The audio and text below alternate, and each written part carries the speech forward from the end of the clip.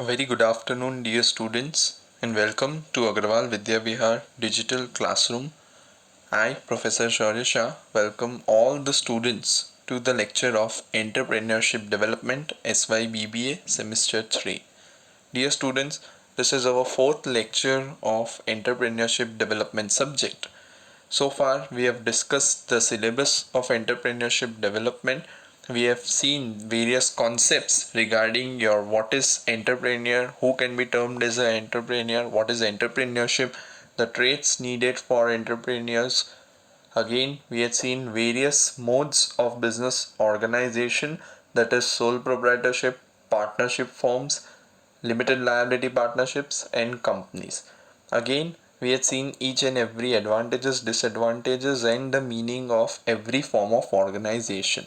In the last lecture, we saw the comparison between all the three forms, that is partnership, LLP, and company. Apart from that, we also saw in detail what do you mean by franchisee, who is a franchisor, and what are the conditions which are needed for a particular franchisee. Again, today we'll be continuing with the same part where we left. Just a quick revision what we did in the last lecture. Students, we started with the term of your franchising. In that, we studied first the meaning of franchising. You all must have studied this meaning of franchisee again. Then we had seen the basic ingredients of franchisee. I told you it has mainly 5 ingredients that we discussed in detail. We saw the following examples also of the eateries which are present at present in India. We saw the benefits and problems of franchisee also in depth. Then we again saw the benefits which are again obtained from the parent company to the franchisee. We saw the examples also. Again, we saw students the franchisee agreement. Now from here we need to start, right students? Again, one of the topic in your syllabus is regarding your checklist for evaluating a franchisee. Now when you have decided to start a franchisee, you need to enter an agreement with the company that is known as franchisor. So you need to follow the following checklist for your franchisee business, right? So what is included in it? Very quickly we'll be seeing one by one points. The very first is on the franchise opportunity itself, right? Now when you are again deciding about the franchisee, there are various terms, there are various conditions you need to follow, fine? So the very first in that is how you can evaluate a particular franchisee. In the very first is your, did your lawyer approve the franchise contract after he studied it paragraph? Right? So does the franchisee call upon you to take any steps which are according to your lawyer advice or illegal in your state, country or city? So basically, what are these points, dear students? These points are related to each and every condition. According to this condition, you need to evaluate the franchisee, because franchisee business is not like your sole proprietorship or not like your partnership. You have to follow the rules and regulations and the policies and the procedures which are decided by the franchisor itself, right? So we will be seeing one by one. Again, under what circumstances and what cost can you pull out the franchisee contract? In which circumstances, if you want, you can pull out your contract with the franchisor. It is basically, if we are taking the franchisee, this all checklists are to be seen and checked by ourselves, because they are the conditions which will be put up by the franchisor, and we need to evaluate from our side whether it is beneficial to us or not, right? So the very first is, did your lawyer or any other legal advisor approved it? First. And the second point itself says whether the company of the franchisor is not making you do any illegal or any unwise activity. The third is, if you want to end the contract, is it possible to pull out from the contract? Fourth is, if you sell your franchisee, will you be paid for your goodwill, right? As a franchisee, if you have again done the business in a very good way, you will have certain amount of goodwill. So will you be paid for that particular goodwill or not? Next is, does the franchisee give you an exclusive territory for length of franchisee, right? So particularly franchisee may be in a particular area. There will be one shop, there will be two shops, or there will be many shops. If you see Amul Parlor, right? So Amul Parlor is particularly present in a particular territory area in number of shops. So whether they are providing you exclusive territory or not, is the franchisor connected in any way with any other franchise companies handling similar merchandise or your services, right? So all these things you need to see or evaluate. If the answer to the last question is yes, what is your protection against this second franchise organization, right? So if the answer is yes to the sixth question, that is your again the company is connected with any other business merchandise, then whether you want protection against the second organization or not, right? So in depth we are not going, students, this is just for your knowledge itself. Okay, what are the evaluation checklists that you need to do for a particular selecting franchisee from the point of view of franchisee? Again, from the point of view of franchisor, what checklist is needed, right? For how many years that on the franchisor been in business? Will the franchisor you with a management training program? Will they provide employee training program? Will a public relation program will be there or not? Will merchandising ideas will be provided, whether franchising or not? So all these things, whether franchisor is going to provide us or not, that you need to follow. Will the franchisor help you to find a good location for your franchisee? All these things we studied in the benefits from franchisors part, right? So whether they are actually providing it or not, or it is just written in the agreement, that you need to evaluate from the franchisor's point of view. Is the franchisor adequately financed so that it can carry out its stated plan of financial help and expansion? So every aspect related to your franchisor you need to check, and you need to evaluate the franchisee on that basis, students. Now the next part is again continued. Is the franchisor a one-man company with a trained and experienced management team, so that there would be always an experienced person as a head? So all these things, the conditions which you are having, so on and so forth, right? So all these things you need to checklist for evaluating a particular franchisee. Again, the important point is, does the franchisor have a reputation for honestly and fair dealing among the local entrepreneurs holding its franchisee? Before starting with your franchisee, you need to check whether it is having a good reputation for honesty and fair dealing among the local entrepreneurs. Exactly what franchisor do for you and which you cannot do for yourself. So all the checklist you need to see. Has the franchisor investigated you carefully enough to assure itself that you can successfully operate one of their franchisee at a profit, both to them or to you? So basically, what are the main crux points you need to evaluate? The very first thing, students, as you are a franchisee, you need to see whether the franchisor is providing you actual finance, actual management help, actual training programs, actual location helping advice or not when you are starting a business. Then the next thing you need to check is whether the franchisor is having a good reputation or not among the local entrepreneurs. The third thing and the most important thing you need to check is whether the franchisor is providing exact profit to you people or not, actually decided upon the agreement. So on that basis, the best possible outcome or the alternative you can select, and you can take a franchisee by investing your money. I suppose it is clear to every student. Fine. Now the next checklist is related to on the franchisee, right? So how much equity capital will you need to buy the franchisee and operate it until your sales revenue equals your expenses? Now this all related to particularly the management, the finance of the franchisee business. Where are you going to get the equity capital you need? Are you ready to spend much of the business life with this franchisor? Are prepared to give up some independence of action? Do you really believe that you have the ability, training and experience to work too smoothly and profitable with the franchisor, your employees and your customers? So all these things are upon us as a franchisee, right? Whether we are able to get the capital or not, whether we'll be able to work for this particular franchisor for a longer period of time or not, whether our employees, our customers will be working smoothly for this profitable organization or not.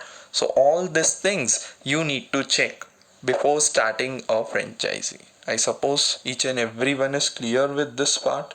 Fine. Now again, one more checklist is there, that is on the basis of your market.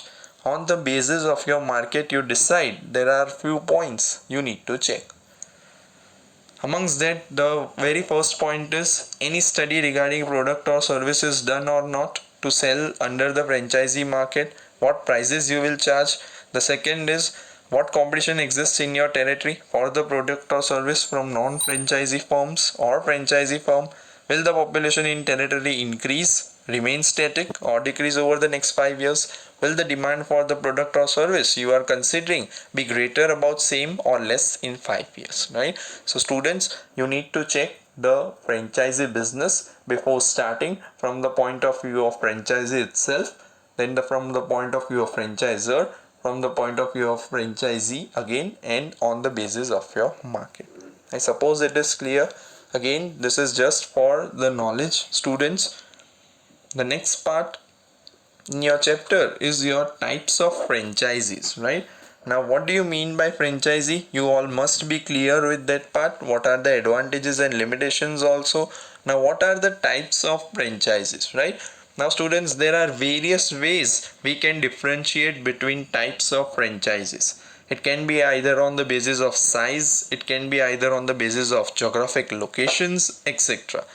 So again, we have decided here to bifurcate the types of franchises in three main heads. Amongst that, the very first is your business format franchisee, second is your product franchises, and the third is your manufacturing franchises.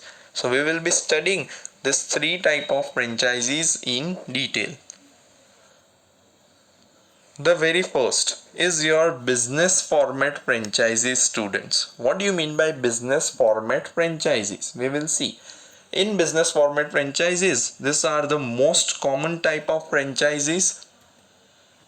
A company expands by supplying independent business owners with an established business, including its name and trademark, right? As the name itself says, business format franchises. The format is predetermined from the business houses which are already established. A company expands by supplying independent business owners, right? They supply the independent business owners regarding the franchisee business. In return, the business owners pays fees and royalties. In most of the cases, the franchisee also buys supplies from the franchisor itself, right? Which are the most common examples in that, students? The first is your fast food restaurants are the good examples of this franchisee.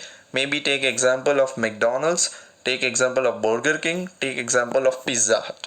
This all companies, as we saw in the last lecture also, they are already established companies. They are having a particular brand name, a customer loyalty. So what the owners have to do if they want to start a franchisee of this particular business, their name and trademark is to be used by the person who is taking the franchisee, and he will be paying the fees and the royalties to this particular franchisor. Again, the supplies also, the quality also, and the layout also is to be followed according to the particular franchisor's company's policies and procedures.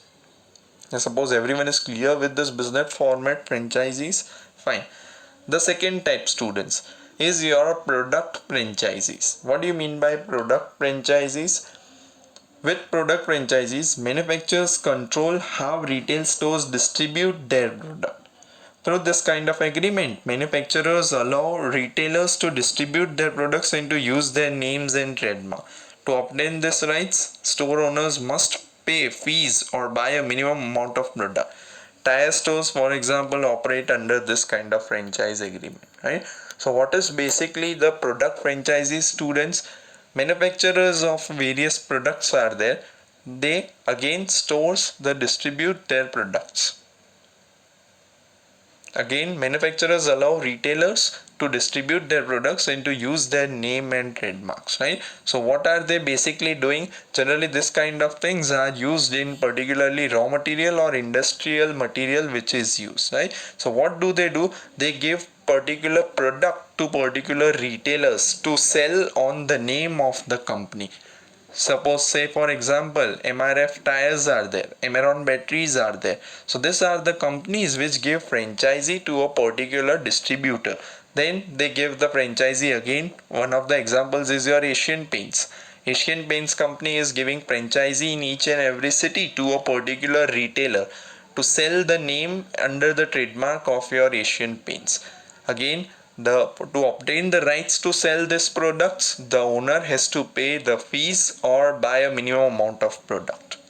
I hope it is clear, each and everyone.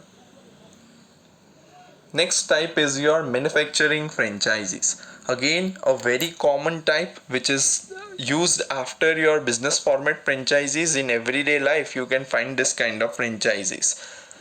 What is it all about? We will see. Through manufacturing franchises, a franchisor grants a manufacturer the right to produce and sell goods using its name and trademark. We will take first the example, then we will study the entire thing. In case of Coca-Cola, for example, Coca-Cola sells the syrup concentrate to the bottling company who mixes these ingredients with water and bottles the product and sells it on it. So a manufacturing franchisee is the franchisee given by the company to the franchisee, we can say, to manufacture the entire product. The product generally it is of your monopolistic thing. The company, the franchisor, must have decided and founded out some unique product which they will transfer it on the franchisee to produce it, right? So what is it? Through manufacturing franchisees, a franchisor grants a manufacturer the right to produce and sell goods using its name and trademark. As you can see, Coca-Cola. If you open a bottle of your Coca-Cola or Thumbs Up, on the label you can find various informations. Coca-Cola company itself does not manufacture the entire plant, right? So they have given franchises to the bottling plants where they provide their concentration. That is a monopoly created by Coca-Cola company. So they provide the syrup, they provide the materials. The franchisee who has taken the business from Coca-Cola will manufacture the bottling plant, and again they will fill up the bottles and then they will sell it to again Coca-Cola, right? So this type of franchisee is common among food and beverage companies. Again, same thing you can find it on the Lay's wafers also. So all those foods and your beverage companies are using this kind of franchisees. The major soft drink companies also sell the supplies to the regional manufacturing franchisees. I suppose it is clear.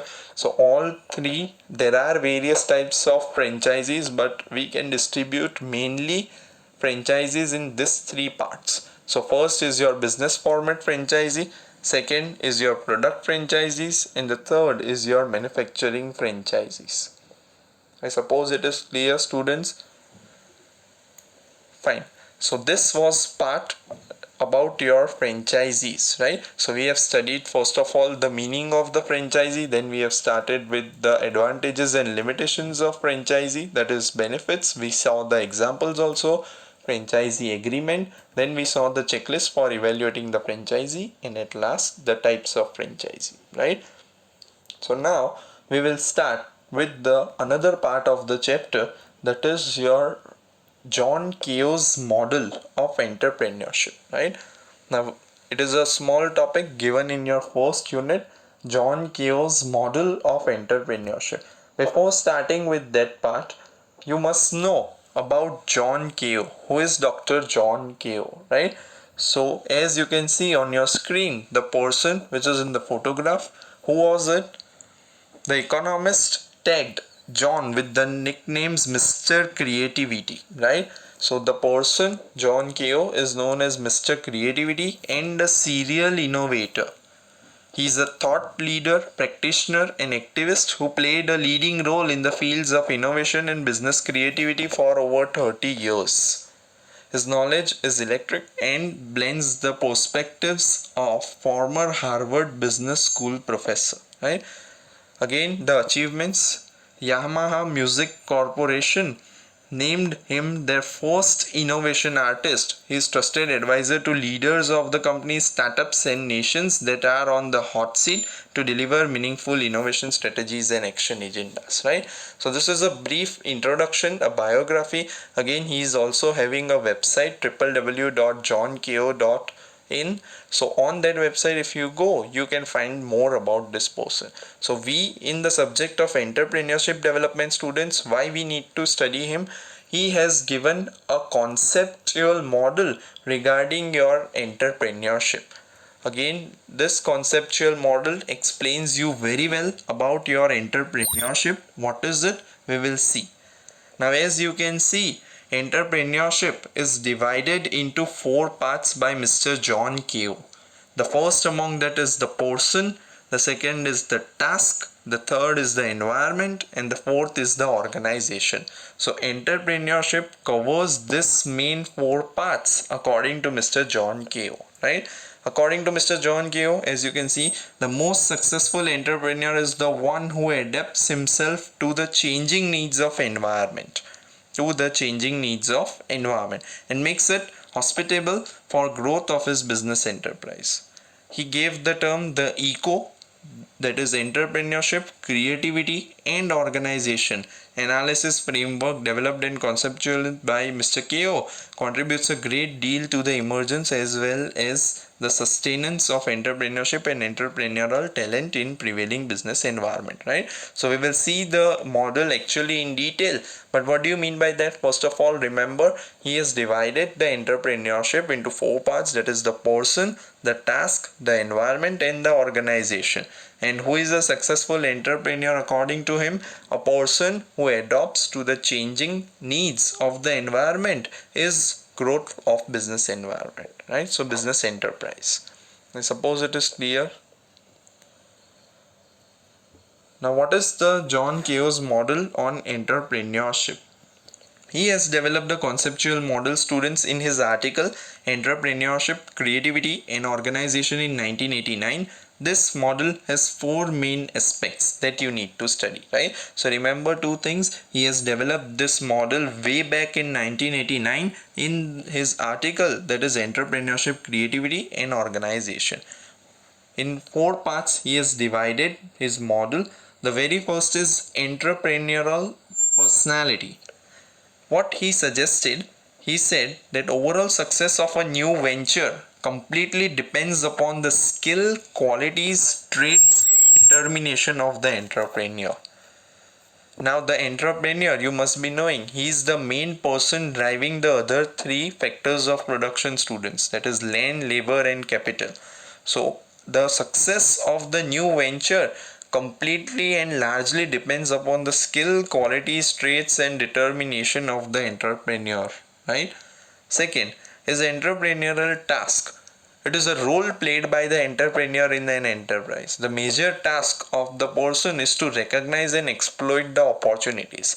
In the first lecture itself, we saw, students, that an entrepreneur is a person who thinks out of the box, right? He needs to find out the problems which are faced by the consumers in the society and the economy. He tries to find out a very good solution for that, and out of that a new idea is created. So what is the main task of entrepreneurial person? That is to recognize and exploit the opportunities which are present in the economy. I suppose it is clear. So what is the first thing? That is entrepreneurial personality. Second is your entrepreneurial task. Third is your entrepreneurial environment. What is entrepreneurial environment include? It includes the availability of resources, infrastructure, competitive pressures, social values, rules and regulations and stage of technology, etc. So what is entrepreneurial environment? It is the external environment which is affecting the business, or we can say the venture, right? So what does it involve? It involves the resources, infrastructure, competitive pressures, social values, rules and regulations and stage of technology. So majorly it can be, an environment can be divided into four factors, that is your social, economical, political and technological. So all these factors affect your business environment. The fourth is your organizational context. What is organizational context? It is the immediate setting in which creative and entrepreneurial work takes place. So it involves the structure, rules, policies, culture, human resource system, communication system, right? So organizational context, students, is completely related to your internal organization. Whatever structure, rules, policies, culture, human resource system, communication system, the promotion system is followed by the company or is followed by the entrepreneur affects your organization and your employees also, right? So what are the main four concepts which are given by your John Ko?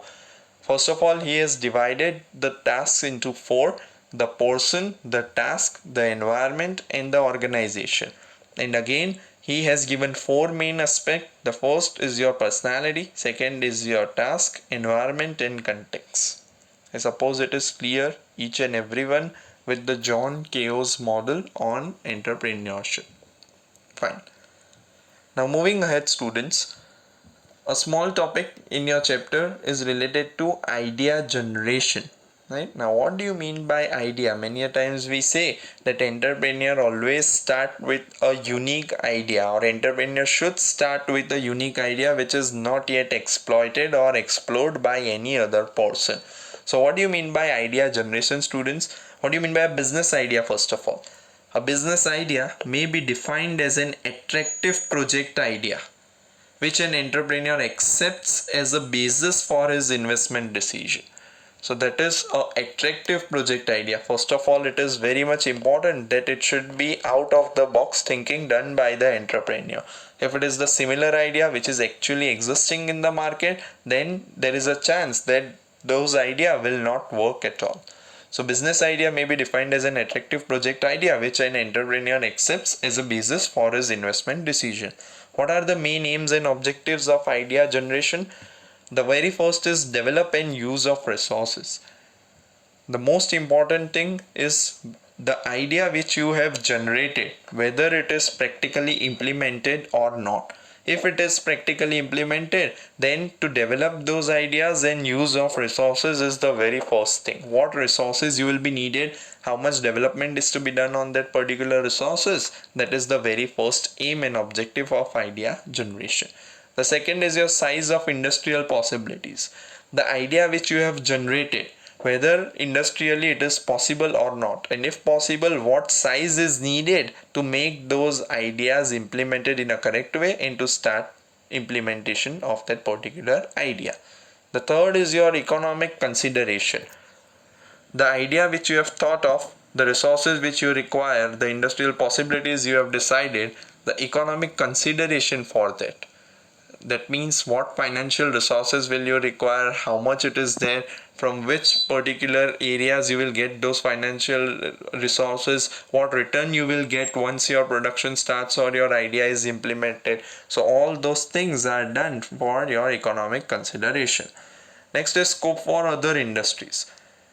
If you have implemented an idea, you have generated an idea particularly, then what is the scope for other industries to develop in their particular field or to help those ideas?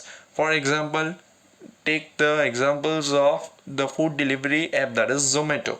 So Zomato is one of the app which is delivering the food at your doorstep in India. Then there is another company also, that is your Uber Eats, that is also delivering. There is one more company, that is Shadow Fox. So all those are scope for other industries. Once you start with an idea, you develop in the market, and then there are another companies who are also developing the idea which you have thought of with some different ways. Balanced economic growth. The idea generation is very much important for balanced economic growth, right? Economic growth in a country is particularly related to various businesses and various industries. So balanced growth takes place. That idea should be tried to be generated. Suppose it is clear. So what are the main aims and objectives of idea generation? Why you do idea generation? To use this kind of development and use of resources, size of industrial possibilities, economic consideration, scope for other industries, and balanced economic growth, right? So for this purpose, you decide a attractive project idea and you decide your investment on this basis. I suppose each and everyone is clear with this part. Fine. Okay. Now moving on to the next part, that is identifying the opportunities and evaluation. Now, how you can identify the opportunity and what do you mean by that? What is entrepreneurial opportunity? It is an attractive project idea which an entrepreneur accepts on the basis of investment decision. The same thing which we saw in the previous slide, that is idea generation, right? So what is opportunity? Opportunity is the attractive idea which an entrepreneur accepts. He finds it out from the market, an attractive opportunity, and tries to follow that idea, right? How you can sense an entrepreneurial opportunity? It is a process of people and society and finding at creative solutions, right? So it goes in such kind of flowchart. The very first is needs and problems of people. This we saw in the first lecture also, in the very beginning introductory part of entrepreneurship. The very first, any project idea arises from the needs and the problems of the people only, right? So you as an entrepreneur, you find out, you face the problems in the economy and you try to solve that problem with an attractive solution. From there the idea comes into existence. Needs and problems of the people, the very first thing. For that problem you find out creative solutions. From that creative solutions starts entrepreneurial opportunities, right? Just take a very good example of online shopping, students. Few decades back there was nothing like online shopping, but due to the change in the lifestyle of the people, due to change in the technology, due to change in the timings of the people, schedule of the people, online companies came into existence. Now on just a click you can order any thing from the entire world from any of the websites, right? So from the needs and problems of the people, creative solutions came, and then various online platform companies came into existence, and environmental, that is entrepreneurial opportunities were created. Okay. Now, environmental scanning for opportunities identification. What do you mean by environmental scanning, students? It is a close and careful study of different factors. Different factors, as I told you, there are mainly four factors affecting your business environment. That is your social, political, that is social is cultural, political, economical, and technological. So all this surrounding of your business to ensure that the perceived entrepreneurial opportunity is compatible with them. Whatever opportunity you have created should be compatible, should be in relation to all these four factors. Social problems needs, again opportunity identification, then evaluation if the idea is received, identification of product, and setting up of a project, right? So first of all your social problems or needs are identified, then you identify opportunity out of it, then you evaluate if the ideas you have obtained, is it according to your various factors or not. You identify a particular product for that idea, and then you start setting up the project, right? So these are two things: generating the idea. Why you generate the idea? Because you want to develop and use of resources, you want the size of the industrial possibilities to be done, you want the economic consideration for that, the scope for other industries also is important, and there should be a balanced economic growth. After you generate the idea, you identify the opportunity, and then you evaluate whether that idea is properly correct, implementable or not, right? So for that you start with the problems first, then you create a solution for that. It should be a creative solution, and then environmental opportunities are created, that is entrepreneurial opportunities are created, and then a product is developed and the project is set up. So I suppose everyone is clear with this part. Fine. So this is again few of the parts of your first unit. We have started with the first unit. We have completed modes of business organization. Franchising is done. We have seen John Keogh's model today. We have seen idea generation, that is opportunities and evaluation of identification of ideas today. So I suppose every student is clear with this part. Fine. In the next lecture, students, we will start with the evaluation of entrepreneurship and the strategic business organizations and the strategic policies of your first unit. This is Professor Shaurya Shah taking your entrepreneurship development SY BBA semester 3. Have a good day ahead, students. Thank you for your kind attention. See you in the next lecture.